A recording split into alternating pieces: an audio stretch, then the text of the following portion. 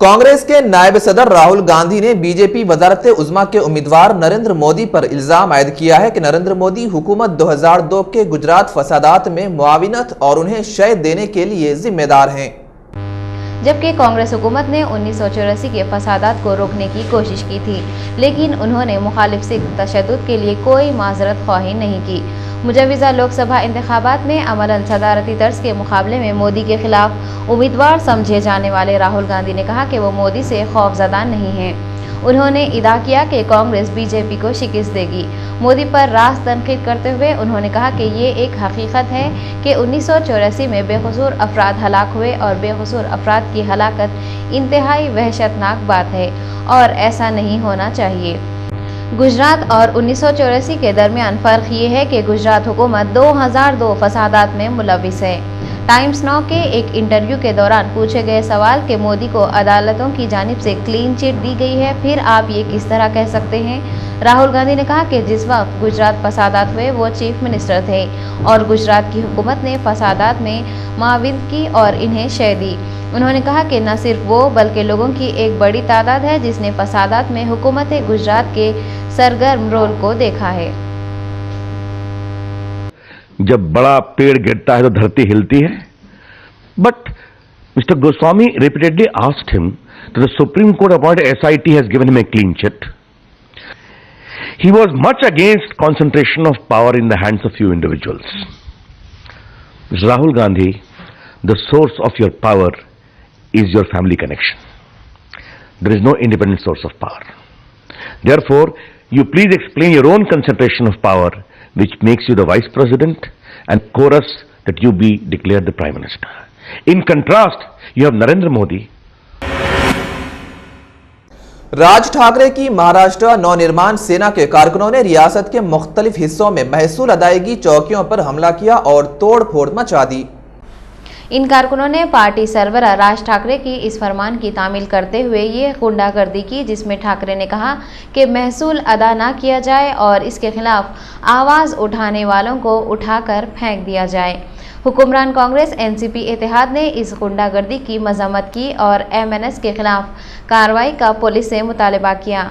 अलावा अजीज ठाकरे ने नवी मुंबई में मुनक़िदा एक तकरीब में अपनी पार्टी कारकुनों को हिदायत दी थी कि जब तक तुमसे ये न कहा जाए कि महसूल क्यों वसूल किया जा रहा है उस वक्त तक महसूल अदा ना करो और जो कोई एतराज़ करे उसे मज़ा चकाओ। ठाकरे ने आवाम से मुतालबा किया कि वो रियासत में कहीं भी चौकी महसूल अदा ना करें और जब तक हुकूमत ये वजाहत ना करे कि आखिर ये महसूल क्यों वसूल किया जा रहा है वो उसे अदा ना करें, बल्कि अगर कोई अदायगी के लिए पूछे तो उन पर हमला कर दें। ठाकरे ने ये भी कहा कि अगर इस वजह से ट्रैफिक जैम होता है तो होने दें, लेकिन महसूल हरगिज़ अदा ना करें। याद रहे कि महसूल चौकी मसला अदालत में ज़ेरे इल्तिवा है। ताहम एमएनएस के रुकन असम्बली प्रवीण डारेकर और इनके 25 हामियों को एक महसूल चौकी पर हमले के वक्त हिरासत में ले लिया गया है।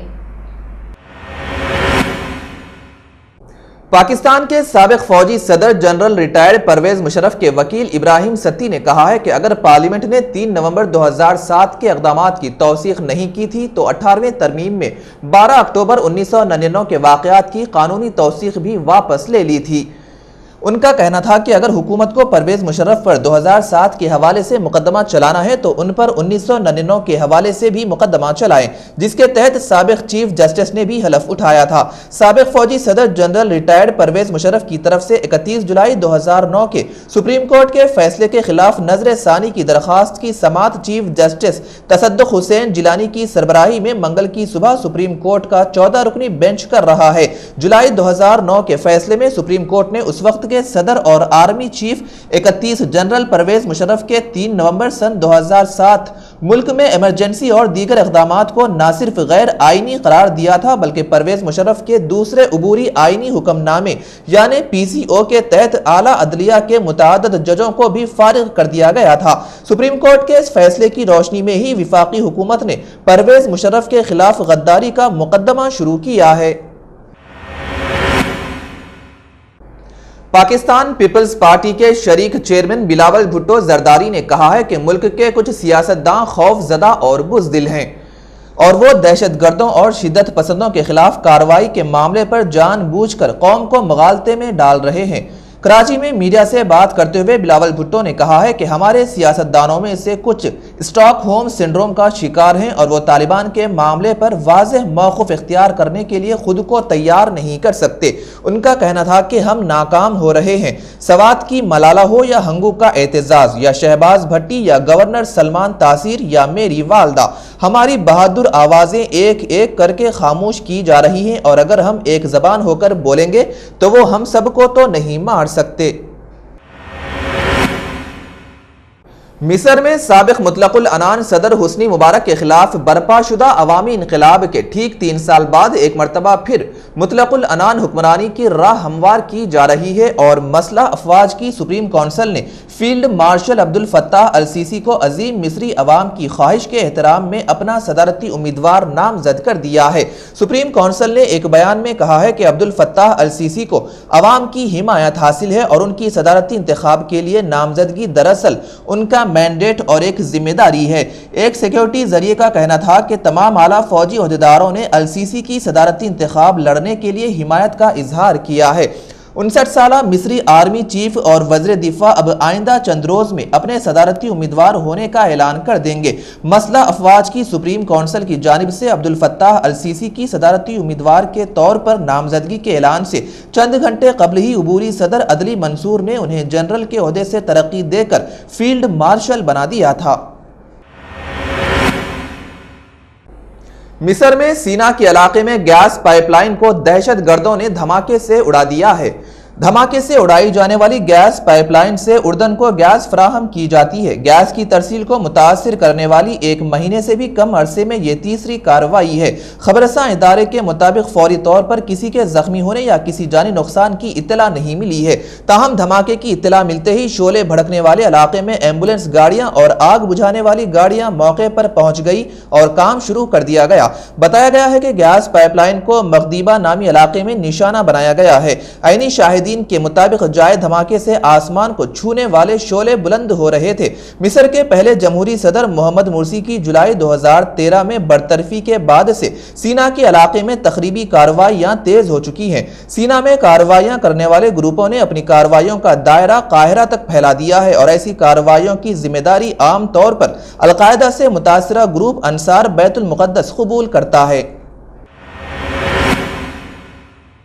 امریکی کانگریس نے شام کے جنوبی علاقوں میں برسر پیکار اعتدال پسند باغیوں کو ہلکا اسلحہ دینے کی رازدارانہ انداز میں منظوری دے دی ہے۔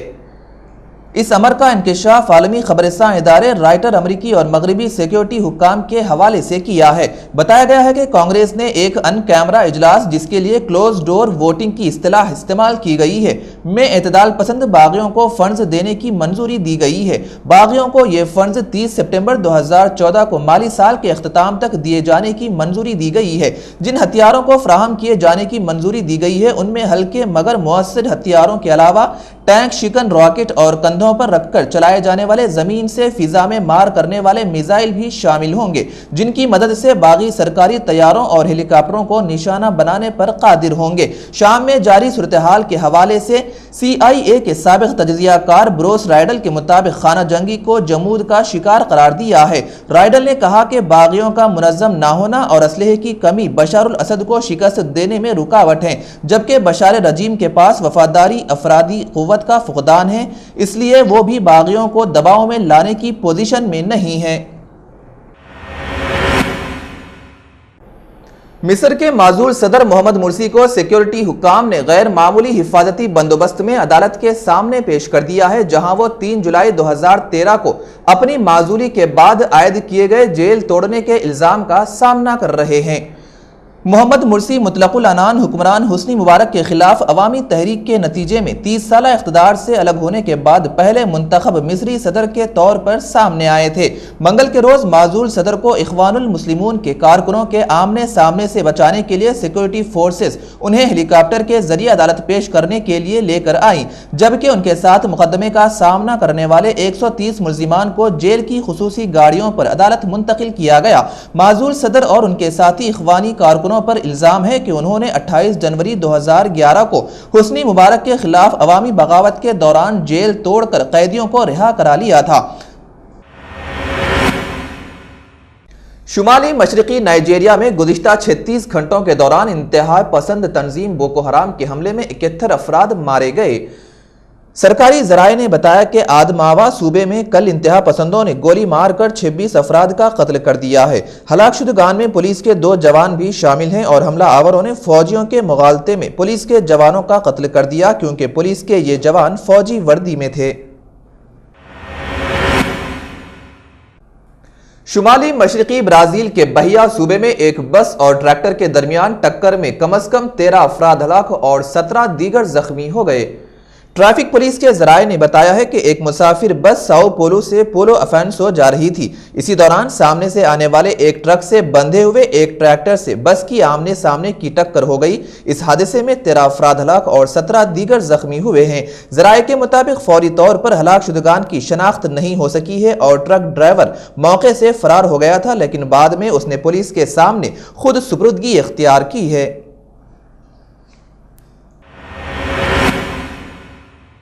اقطاع عالم سے بیت اللہ کی زیارت کو آنے والے فرزندان توحید کی رہنمائی کے لیے جہاں مرد اسٹاف ہمہ وقت چوکس رہتا ہے، وہیں خاتون زائرین کی خصوصی رہنمائی کے لیے 500 خواتین پر مشتمل ایک گائیڈ فورس بھی تشکیل دی گئی ہے۔ مسجد الحرام کے نگران ادارے کے ڈائریکٹر نے بتایا کہ زائرات کی رہنمائی کے لیے جن 500 خواتین پر مشتمل ایک گائیڈ فورس تشکیل دی گئی ہے، انہیں خواتین معتمرات کی معاونت کے لیے تمام ضروری تربیت بھی فراہم کی گئی ہے۔ رہنمائی پر مامور خواتین نہ صرف زائرات کو حج اور عمرے کے طریقے بتاتی ہیں بلکہ شرعی امور اور اسلام کے صحیح عقائد کے بارے میں بھی انہیں آگاہ کرتی ہے۔ مسجد حرام کے خواتین کے لیے مخصوص حصے میں مصاحف کے نسخوں کو ترتیب سے الماریوں میں رکھنے اور مسجد میں آمد و رفت اور عبادت کے طریقوں کے بارے میں اللہ کے مہمانوں کو نہایت محبت و شفقت سے رہنمائی کا فریضہ انجام دیتے ہیں۔ الحمدان نے مزید بتایا کہ بیت اللہ اور مسجد الحرام میں خواتین کی رہنمائی کے لیے بھرتی کی جانے والی نوجوان خواتین گائیڈز کو تربیت کے کئی مراحل سے گزارا جاتا ہے۔ انہیں بتایا جاتا ہے کہ حج اور عمرہ کے فرائض کی ادائیگی کے دوران انہیں بیرون اور اندرون ملک سے آئی خواتین کی مشکلات کس طرح حل کرنا ہے اور ان کے ساتھ کیسے پیش آنا ہے۔ حج اور عمرہ کے لیے آنے والی خواتین کی رہنمائی پر مامور عملے کو نہ صرف مہمانوں سے حسن سلوک اور سلیقہ مندی سکھائی جاتی ہے بلکہ انہیں بنیادی انگریزی اور کمپیوٹر کی تعلیم بھی دلوائی جاتی ہے۔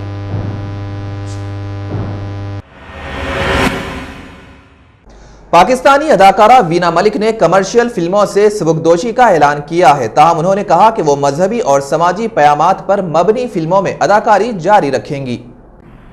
وینا ملک نے حال ہی میں عمرہ کی سعادت حاصل کی اور واپسی پر انہوں نے یہ اعلان کیا کہ وہ اب مسالہ فلموں میں کام نہیں کریں گی۔ وینا ملک نے کہا کہ ایسی فلمیں جس میں بھلائی اور سماجی فروغ کو پیش نظر رکھ کر بنایا جائے گا وہ ایسی فلموں میں کام کریں گی، لیکن اب وہ کسی بھی نئی فلم کا حصہ نہیں ہوں گی۔ وینا ملک نے کہا کہ مشرق ہو یا مغرب، ہندوستان یا پاکستان، دنیا بھر میں ہر جگہ ان کے چاہنے والے مبارکباد دے رہے ہیں اور نیک تمناؤں کا اظہار کر رہے ہیں۔ واضح ہے کہ وینا ملک نے ایک پاکستانی تاجر اسد بشیر خان سے دبئی میں شادی کی اور اپنے شوہر اور فیملی کے ساتھ عمرہ ادا کیا۔